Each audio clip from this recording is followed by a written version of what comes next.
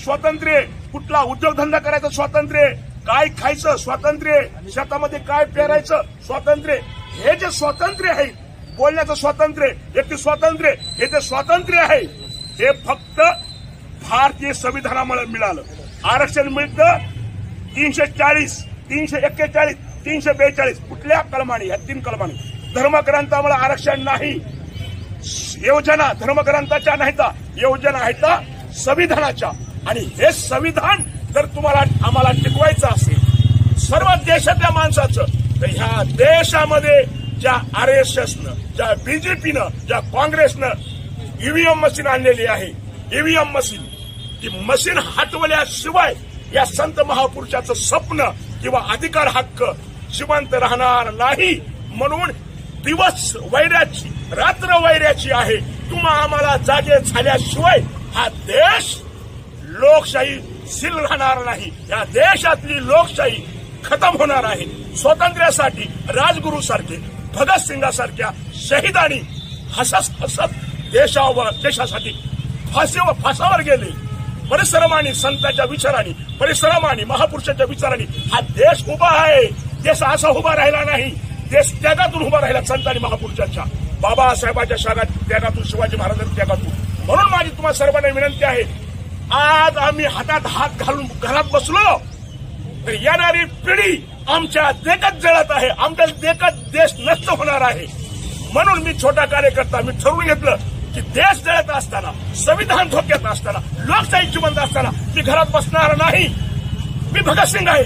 मला भगतसिंगासारखं मी जर फासावर लटकविलं या बीजेपी सरकारनं तरी मी तयार आहे. कारण काय आहे की प्रत्येक त्यागातून हे बाबासाहेबांनी संविधान लिहिलं, शिवाजी महाराजांनी स्वराज्य उभा केलं आणि संत महापुरुषाच्या विचारातून, त्यागातून हा देश उभा आहे.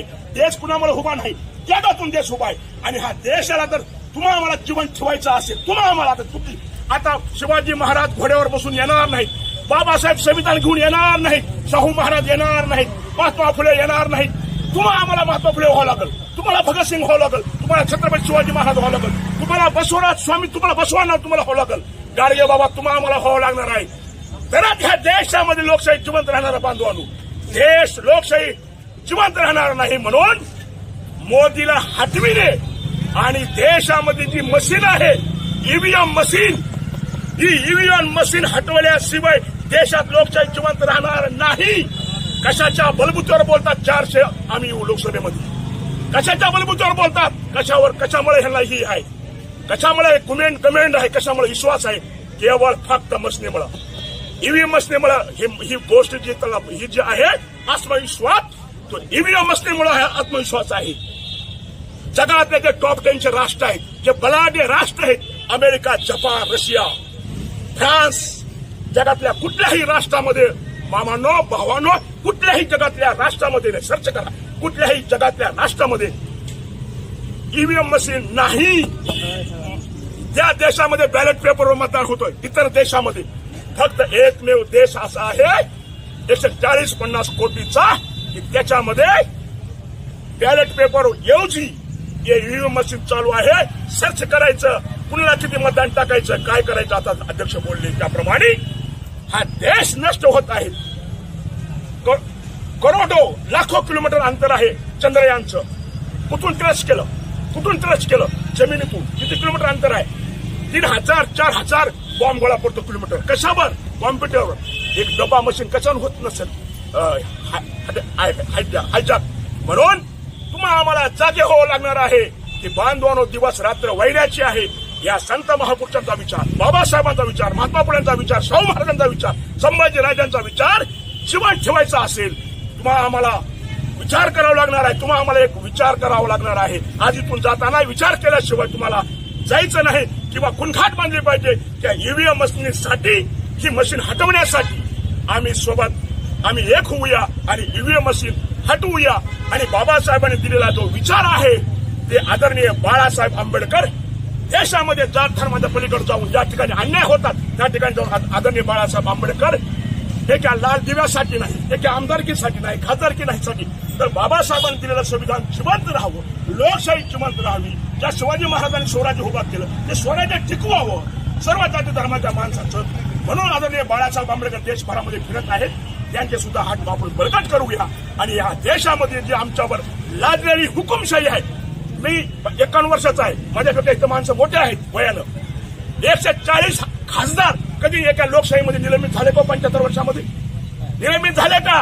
बोलायचं नाही, हुकुमशाही आहे. बोलतात शेलमध्ये, बोलतात गोळ्या. कसा मला हा देश कोणाचा बापाचा नाही, हा देश सर्वांचा आहे, सर्वांचा आहे. आम्ही फक्त मतदान करण्यासाठी जन्मलो नाही, आम्ही आमचे प्रतिनिधी निवडायचे आणि आम्ही सुद्धा निवडून यायचे. ही खुणगाठ बाबासाहेबांनी मांडली. जा आपल्या घराच्या भिंतीवर जाऊन लिहून ठेवा, ह्या देशाची शासनकर्ती जमात बनायचं आहे. फक्त मागासवर्गाला म्हणले नाहीत, बाबासाहेब बुद्धाला म्हणले नाहीत, मांगाला म्हणले नाहीत, देशाच्या तमाम माणसाला म्हणले की जा तुम्ही आपल्या भिंतीवर लिहून ठेवा, या देशाची शासनकर्ती जमात आम्हाला बनवायची आहे.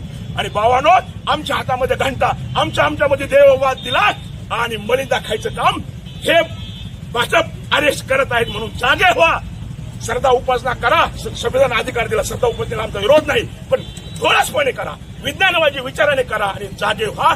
नाहीतर देशाचे तुकडे तुकडे, देश बर्बाद झाल्याशिवाय, देशाची राखरांगोळी झाल्याशिवाय राहणार नाही. तुम्ही म्हणताल हो, एक अंबाजोगाईचा माणूस कफन बांधून आलं होतं भगवं राष्ट्रपाल नावाचं, ते सांगत होतं. म्हणून जागे व्हा. घरच्या माणसाला मी सांगितलं, जगेन संविधानासाठी, मरेन संविधानासाठी, जे होईल ते होईल, पण मी आता घरात बसणार नाही, जागृत करत जाणार. म्हणून तुम्हाला सर्वांना विनंती आहे, हा मिस कॉल नंबर घ्या आणि ह्या नंबरवर आपल्या मित्रांना सांगा, नातेवाईकाला सांगा, तुम्ही सांगा, सर्वांना सांगा. तर देशामध्ये लोकशाही आहे. आता म्हणा, आता बाबासाहेब नाही येणार, आता शिवाजी महाराज येणार नाही. आता प्रत्येक माणूस म्हणलं पाहिजे, मी शिवाजी महाराज आहे, मी बाबासाहेब आहे, मी महात्मा फुले आहे, मी भगतसिंग आहे. म्हणा आणि कामाला लागा. एवढं बोलतो, थांबतो.